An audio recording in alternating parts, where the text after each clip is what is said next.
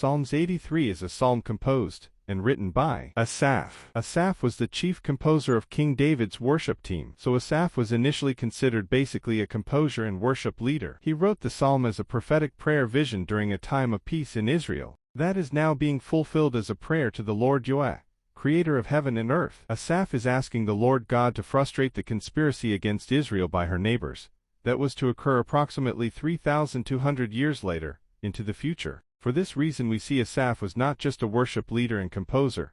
According to 2 Chronicles 29:30, he was also a chosa, which means a seer or prophet. As a prophet, Asaph under his King David, in a vision of the Lord God Yahweh, saw beyond his time period of peace and prosperity to our present current time in 2020, for when Israel neighbors will be conspiring in a confederacy working and seeking the utter annihilation of Israel, which we are witnessing with this seemingly innocuous conflict between Israel and Iran. The 10-nation confederacy of Israel neighbors are saying, "Come," they say, "let us destroy them as a nation, so that Israel's name is remembered no more." Psalm 83:4. Verse 1 of Psalm 83 starts with Asaph pleading to the Lord not to keep silent, not to hold his peace, and not to be still, O God. Verse 2 and 3 continues, "Behold, your enemies make a noise, a commotion, and those who hate you have lifted up their head. See how your enemies growl, how your foes rear their heads. With cunning they conspire against your people, they plot against those you cherish. Come," they say, "let us destroy them as a nation,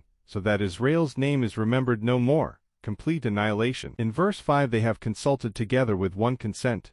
They form a confederacy against you and your people Israel. With one mind, they plot together. They form an alliance against you. Verses 6, 7 and 8 mentions a confederacy of Jordan, Saudi Arabia, Iran, Egypt, Syria, Gaza, Iraq, Lebanon, Russia, Turkey. Verses 13 through 17. "Oh my God, make them like the whirling dust, like the chaff before the wind. As the fire burns the woods, and as the flame sets the mountains on fire, pursue them with your tempest, and frighten them with your storm. Fill their faces with shame, that they may seek your name, O Lord. Let them be confounded, dismayed forever, put to shame and perish."